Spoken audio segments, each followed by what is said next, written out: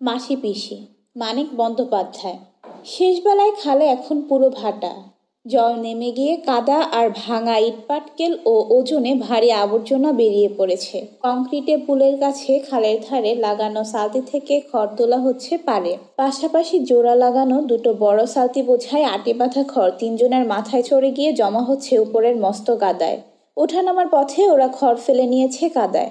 একজনের বয়স হয়েছে আধা বাঁকা চুল, রোগা শরীর।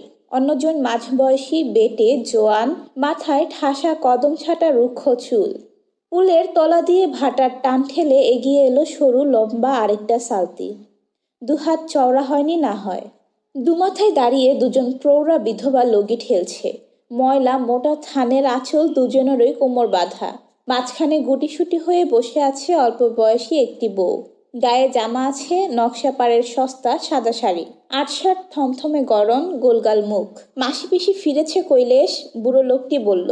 কৈলাস বাহকের মাথায় খড় চাপাতে ব্যস্ত ছিল। চটপট সে সাটিটা চাপিয়ে দিয়ে সে যখন ফিরল, মাসি পিসির সালতি দুহাতের মধ্যে এসে গেছে।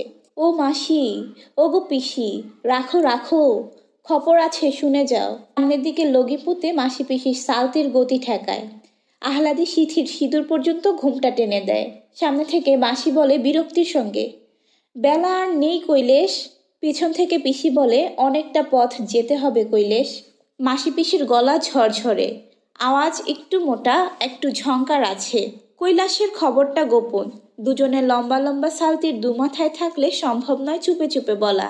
মাসি বড় সালতির খড় ঠেকানো বাঁশটা চেপে ধরে থাকে। পিসির লগি হাতে নিয়ে পেছন থেকে এগিয়ে আসে সামনের দিকে। আহ্লাদি যেখানে ছিল সেখানে বসেই কান পেতে রাখে। কথাবার্তা সে সব শুনতে পায় সহজেই, কারণ সে যাতে শুনতে পায় এমনই করেই বলে কৈলাস।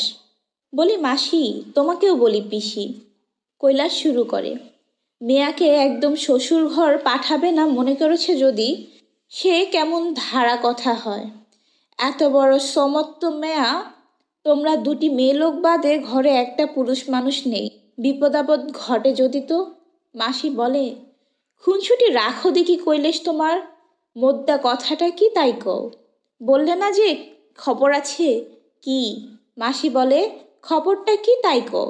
বেলা বেশি নেই কৈলেশ। মাসি পিসির সাথে পারা যাবে না জানে কৈলাস। অগত্যা ফেনিয়ে রসিয়ে বলার বদলে সে সোজা কথায় আসে। যোগুর সাথে দেখা হলো কাল। খড় তুলে দিতে সাজ হয়ে গেল। তার দোকানে একটু মানে আর কি চা খেতে গেছি, চায়ের দোকানে। যোগুর সাথে দেখা। মাসি বলে, চায়ের দোকান না কিসের দোকান তা তো বুঝেছি কৈলেশ, তা কথাটা কি? পিসি বলে, সেথা ছাড়া আর ওকে কোথা দেখবে। হাতে দুটো পয়সা এলে তোমারও স্বভাব বিগড়ে যায় কৈলেশ। তা কি বললে যোগু? কৈলাস ফাপড়ে পড়ে আর চোখে চায় আহ্লাদির দিকে। হঠাৎ বেমক্কা জোরের সঙ্গে প্রতিবাদ করে, তা নয়, পুলের কাছেই চায়ের দোকান। মাসি পিসি গিয়ে জিজ্ঞেস করুক না সেখানে। তারপরে জোর হারিয়ে বলে, ওসব একরকম ছেড়ে দিয়েছে যোগু। লোকটা কেমন বদলে গেছে মাসি। সত্যি কথা পিসি, যোগু আর সেই যোগু নেই। বউকে নিতে চায় এখন। তোমরা নাকি পণ কেড়েছ মেয়া পাঠাবে না, তাতেই চটে আছে। সম্মান তো আছে একটা মানুষের। কতবার নিতে এলো তা মেয়া দিলে না, তাই তো আর নিতে আসে না আর। আমি বলি কি, নিজেরা যেচে একবার পাঠিয়ে দাও মেয়াকে। মাসি বলে, পেট শুকিয়ে লাথি ঝাঁটা খেতে, কলকে পোড়া ছ্যাঁকা খেতে, খুঁটির সঙ্গে দড়ি বাঁধা হয়ে থাকতে দিনভর রাতভর। পিসি বলে, মেয়া না পাঠাই, জামাই এলে রাখিনি জামাই আদরে তাকে, ছাগলটা বেছে দিয়ে খাওয়াইনি ভালো মন্দ 10টা জিনিস। মাসি বলে, ফের আসুক, আদরে রাখবো যতদিন থাকে, বজ্জাত হোক খুনে হোক, জামাই তো। ঘরে এলে খাতির না করবো কেন? তবে মেয়া মোরা পাঠাবো না। বুড়ো রহমান একা খড় চাপিয়ে যায় বাহকদের মাথায়, চুপচাপ শুনে যায় এদের কথা। ছলো ছলো চোখে একবার তাকায় আহ্লাদির দিকে। তার মেয়েটা শ্বশুরবাড়িতে মরেছে অল্পদিন আগে। কিছুতে যেতে চায়নি মেয়েটা, দপাদপি করে কেঁদেছে যাওয়া ঠেকাতে। ছোট অবুঝ মেয়ে, তার ভালোর জন্যই তাকে জোর জবরদস্তি করে পাঠিয়ে দিয়েছিল। আহ্লাদির সঙ্গে তার চেহারার কোনো মিল নাই। বয়সে সে ছিল অনেক ছোট, চেহারা ছিল অনেক বেশি রোগা। তবু আহ্লাদের ফ্যাকাশে মুখে তার ওই মুখের ছাপ রহমান দেখতে পায়। খড়ের আটি তুলে দেবার ফাঁকে ফাঁকে যখনই সে তাকায় আহ্লাদের দিকে। কৈলাস বলে, তবে আসল কথাটা বলি। যোগু মুখে বললে, এবার সে মামলা করবে বউ নেবার জন্য। তার বিয়ে করা বউকে তোমরা আটকে রেখেছো বদমতলবে। মামলা করলে বিপদে পড়বে। স্বামী নিতে চাইলে বউকে আটকে রাখার আইন নেই, জেল হয়ে যাবে তোমাদের। আর যেমন বুঝলাম মামলা যোগু করবেই আজকালের মধ্যে। মরবে তোমরা জানো মাসি, জানো পিসি, মারা পড়বে তোমরা একেবারে। আহ্লাদে একটা শব্দ করে, অস্ফুট আর্তনাদের মতো। মাসি ও পিসি মুখ চাওয়াচাওয়ি করে কয়েকবার। মনে হয় মনে তাদের একই কথার উদয় হয়েছে। চোখে চোখে চেয়ে সেটা শুধু জানাজানি করে নিল তারা। মাসি বলল, জেলে নয় গেলাম কৈলেশ, কিন্তু মেয়া যদি স্বামীর কাছে না যেতে চায় খুন হবার ভয়ে। মাসি বড় সালতির খড় ঠেকানো বাঁশ ছেড়ে দিয়ে লগি গুজে দেয় কাদায়। পিসি তরতর করে পিছনে গিয়ে লগি কাদায় গুজিয়ে হেলে পড়ে। শরীরের ভারে সরু লম্বা সালটিটাকে এগিয়ে দেয় ভাটার টানের বিপক্ষে। বেলা একরকম নেই, ছায়া নামছে চারদিকে। শকুনরা উড়ে এসে বসেছে পাতাশূন্য শুকনো গাছটায়। একটা শকুন উড়ে গেল এই আশ্রয় ছেড়ে অল্প দূরে আরেকটা গাছের দিকে। ডাল ছেড়ে উঠতে আর নতুন ডালে গিয়ে বসতে কি তার পাখা ঝাপটানি। মায়ের বোন মাসি আর বাপের বোন পিসি ছাড়া বাপের ঘরে কেউ নেই আহ্লাদির। দুর্ভিক্ষ কোনো মতো ঠেকিয়েছিল তার বাপ। মহামারীর একটা রোগে, কলেরায়, সে, তার বউ আর ছেলেটা শেষ হয়ে গেল। মাসি পিসি তার আশ্রয়ে মাথা গুজে আছে অনেক দিন। দূর ছাই শোয়ে আর কুড়িয়ে পেতে খেয়ে আশ্রয়ে বিধবারা যেমন থাকে। নিজেদের ভরণ পোষণের কিছু তারা রোজগার করত ধান ভেনে, কাঁথা সেলাই করে, ডালের বড়ি বেচে, হোগলা গেথে, শাকপাতা ফলমূল ডাটা কুড়িয়ে এটা ওটা জোগাড় করে। শাকপাতা খুদকুড়ো ভোজন, বছরে দুজোড়া থান পরন, খরচ তো এই। বছরের পর বছর ধরে কিছু পুঁজি পর্যন্ত হয়েছিল দুজনের। রূপোর টাকা আধুলি শিকি। দুর্ভিক্ষের সময়টা বাঁচবার জন্য তাদের লড়তে হয়েছে সাংঘাতিকভাবে। আহ্লাদির বাপ তাদের থাকাটা শুধু বরাদ্দ রেখে খাওয়া ছাঁটাই করে দিয়েছিল একেবারে পুরোপুরি। তারও তখন বিষম অবস্থা। নিজেরা বাঁচে কি বাঁচে না, তার উপর ঝগড় লাথির চোটে মরমর মেয়ে এসে হাজির। পাল্লা দিয়ে মাসি পিসি আহ্লাদের জীবনের জন্য লড়েছিল। পেল যদি তো খেয়ে, না পেল যদি তো না খেয়েই। অবস্থা যখন তাদের অতি কাহিল, চারদিকে না খেয়ে মরা শুরু করেছে মানুষ, মরণ ঠেকাতেই ফুরিয়ে এসেছে তাদের জীবনী শক্তি। একদিন মাসি বলে পিসিকে, একটা কাজ করবি বেআইন, তাতেও তোরও দুটো পয়সা আসে, মোরও দুটো পয়সা আসে। শহরের বাজারে তরকারি ফলমূলের দাম চড়া, গা থেকে কিনে যদি বাজারে গিয়ে বেঁচে আসে তারা, কিছু রোজগার হবে। একা মাসির ভরসা হয় না শালতি বেয়ে অত দূর যেতে, যাওয়া আসাও একার দ্বারা হবে না তার।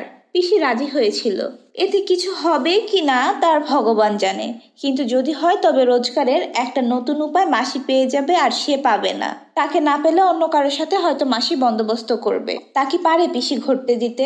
সেই থেকে শুরু হয় গেরস্তের বাড়তি শাকসবজি ফলমূল নিয়ে মাসি পিসির সালতি বেয়ে শহরের বাজারে গিয়ে বেঁচে আসা। গায়ের বাবুর বাসিন্দারা নগদ পয়সার জন্য বাগানের জিনিস বেচতে দেয়। মাসি পিসির ভাব ছিল আগেও। অবস্থা এক, বয়স সমান, এক ঘরে বাস, পরস্পরের কাছে ছাড়া সুখ দুঃখের কথা তারা কাকেই বা বলবে, কেই বা শুনবে। তবে হিংসার দেশ রেশারেশিও ছিল যথেষ্ট। কুন্দলও বেঁধে যেত কারণে অকারণে। পিসি এ বাড়ির মেয়ে, এ তার বাপের বাড়ি। মাসি উড়ে এসে জুড়ে বসেছে এখানে, তাই মাসির উপর পিসির একটা অবজ্ঞা অবহেলার ভাব ছিল। এই নিয়ে পিসির অহংকার আর খোঁচার সবচেয়ে অসহ্য লাগতো মাসি। ধীর শান্ত দুঃখী মানুষ মনে হতো এমনি তাদের, কিন্তু ঝগড়া বাঁধলে অবাক হয়ে যেতে তাদের দেখলে। সে কি রাগ, সে কি তেজ, সে কি গো! মনে হতো এই বুঝি কামড় দেয় একে অপরকে, এই বুঝি কাটে বটি দিয়ে। শাকসবজি বেচে বাঁচবার চেষ্টায় একসঙ্গে কোমর বেঁধে নেমে পড়া মাত্র সব বিরোধ, সব পার্থক্য উড়ে গিয়ে দুজনে হয়ে গেল এক মন এক প্রাণ। সে মিল জমজমাট হয়ে উঠল আহ্লাদের ভার ঘাড়ে পড়ায়। নিজের পেট ভরানো শুধু নয়, নিজের বেঁচে থাকা শুধু নয়, তাদের দুজনেরই এখন আহ্লাদি আছে। খাইয়ে পরিয়ে যত্নে রাখতে হবে তাকে, শ্বশুর ঘরের কবল থেকে বাঁচাতে হবে তাকে, গায়ের বজ্জাতদের নজর থেকে সামনে রাখতে হবে। কত দায়িত্ব তাদের, কত কাজ, কত ভাবনা।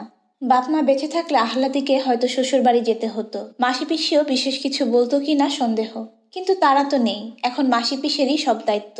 বিনা পরামর্শে আপনা থেকেই তাদের ঠিক হয়েছিল আহ্লাদিকে পাঠানো হবে না। আহ্লাদিকে কোথাও পাঠানোর কথা তারা ভাবতেও পারে না। বিশেষ করে ওই খুনিদের কাছে কখনো মেয়ে তারা পাঠাতে পারে, যাবার কথা ভাবলেই মেয়ে যখন আতঙ্কে পাশুটে মেরে যায়। বাপের ঘর দুয়ার জমিটুকু আহ্লাদিকে বর্তেছে। যোগুর বউ নেবার আগ্রহ খুব স্পষ্ট। সামান্যই ছিল তার বাপের, তারও সিকি মতো আছে মোটে, বাকি গেছে গোকুলের কবলে। তবু মুফনে যা পাওয়া যায় তাতেই যোগুর প্রবল লোভ। খালি ঘরে আহ্লাদিকে রেখে কোথাও যাবার সাহস তাদের হয় না। দুজনে মিলে যদি যেতে হয় কোথাও, আহ্লাদিকে তারা সঙ্গে নিয়ে যায়। মাসি বলে, ডরাস নে আহ্লাদি, ভাওতা দিয়ে আমাদের দমাবার ফিকির সব, নয়তো কৈলেশকে দিয়ে ওসব কথা বলায় মোদের। পিসি বলে, দুদিন বাদে ফের আসবে, দেখিস জামাই। তখন শুধলে বলবে, কই না, আমি তো ওসব কিছু বলিনি কৈলেশকে। মাসি বলে, 4 মাসে পড়লি, আর কটা দিন বা। মা মাসির কাছেই রইতে হয় এ সময়টা, জামাই এলে বুঝিয়ে বলবো।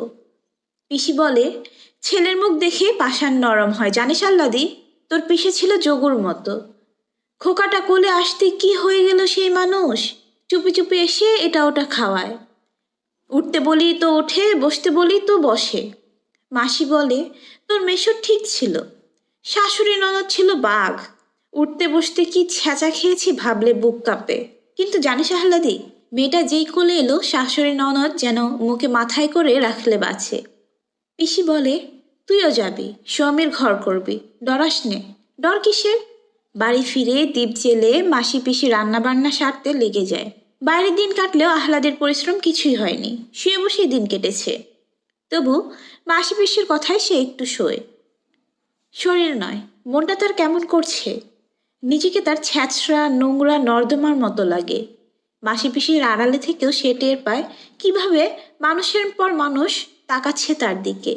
কতজন কতভাবে মাসি পিসির সঙ্গে আলাপ জমাচ্ছে, তরকারের মতো তাকেও কেনা যায় কিনা যাচাই করার জন্য।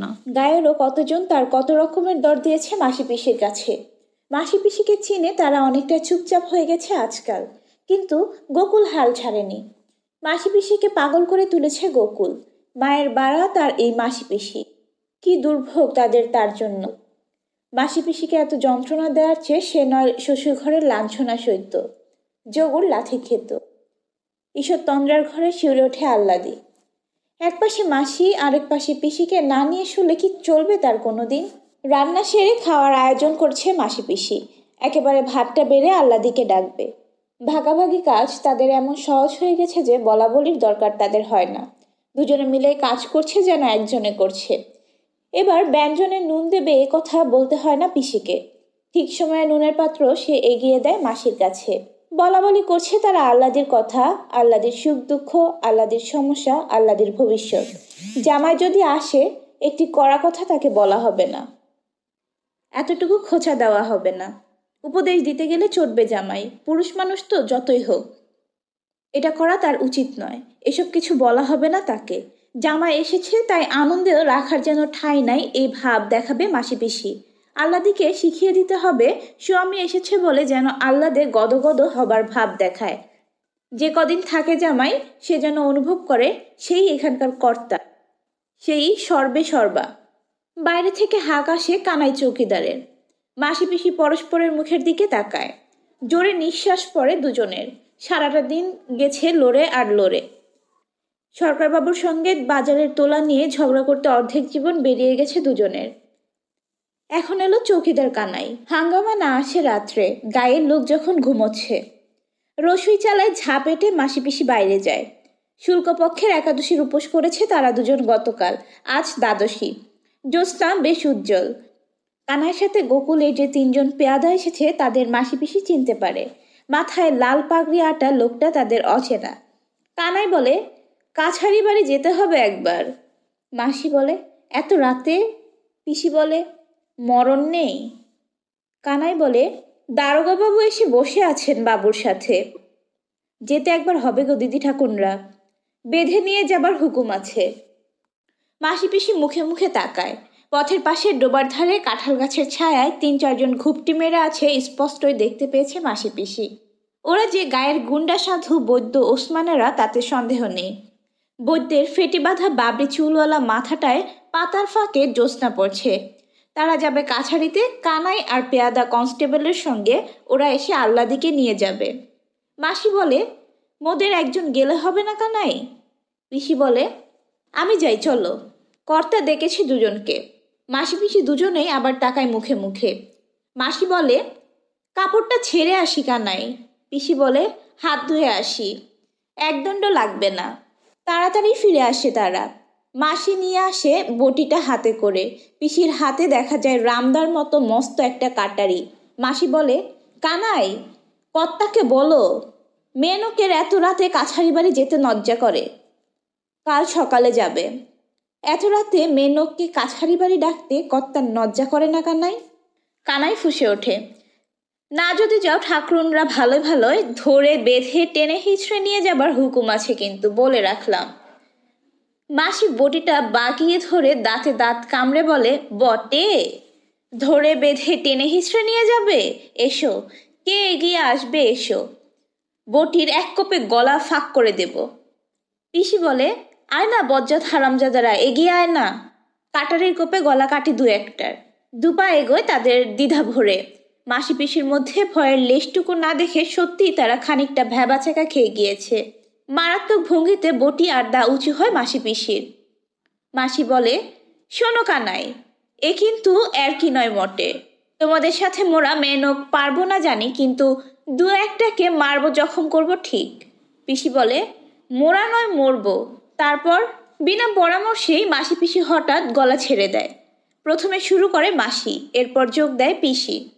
আশেপাশে যত বাসিন্দা আছে সকলের নাম ধরে গলা ফাটিয়ে তারা হাঁক দেয়, ও বাবু ঠাকুর, ও ঘোষমশাই, ও জনার্দন, ও গো কানুর মা, বিপিন, বংশী। কানাই অদৃশ্য হয়ে যায় দলবল নিয়ে। হাঁকাহাঁকি ডাকাডাকি শুরু হয়ে যায় পাড়ায়। অনেকে ছুটে আসে। কেউ কেউ ব্যাপার অনুমান করে ঘরের জানালা দিয়ে উকি দেয় বাইরে না বেরিয়ে। এই হট্টগোলের পর আরও নিঝুম, আরও থমথমে মনে হয় রাত্রিটা। আহ্লাদিকে মাঝখানে নিয়ে শুয়ে ঘুম আসে না মাসি পিসির চোখে। বিপদে পড়ে হাঁক দিলে পাড়ার এত লোক ছুটে আসে, এমনভাবে প্রাণ খুলে এতখানি জ্বালার সঙ্গে নিজেদের মধ্যে খোলাখুলিভাবে গোকুল আর দারোগা বেটার 14 পুরুষ উদ্ধার করতে সাহস পায়, জানা ছিল না মাসি পিসির। তারা হাঁক ডাক শুরু করেছিল খানিকটা কানাইদের ভড়কে দেবার জন্য। এত লোক এসে পড়বে আশা করেনি। তাদের জন্য যতটা নয়, গোকুল আর দারোগার ওপর রাগের জ্বালায় যেন ওদের ঘর থেকে টেনে বার করে এনেছে মনে হলো সকলের কথাবার্তা শুনে।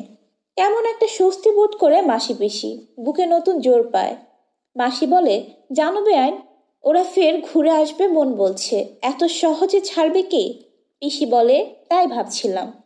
মেয়েটাকে কুটুম বাড়ি সরিয়ে দেওয়ায় সোনাদের ঘরে মাঝরাতে আগুন ধরিয়েছিল সেবার। খানিক চুপচাপ ভাবে দুজনে। মাসি বলে, সজাগ রইতে হবে রাতটা। পিসি বলে, তাই ভালো, কাঁথা কম্বলটা চুবিয়ে রাখি জলে, কি জানি কি হয়।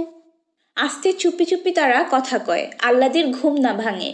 অতি সন্তর্পণে তারা বিছানা ছেড়ে ওঠে। আহ্লাদের বাপের আমলের গরুটা নেই, গামলাটা আছে।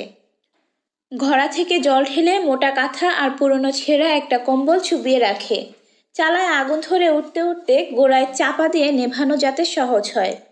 ঘড়ায় আর হাঁড়ি কলসিতে আরও জল এনে রাখে তারা ডোবা থেকে। বটি আর দা রাখে হাতের কাছেই। যুদ্ধের আয়োজন করে তৈরি হয়ে থাকে মাসি।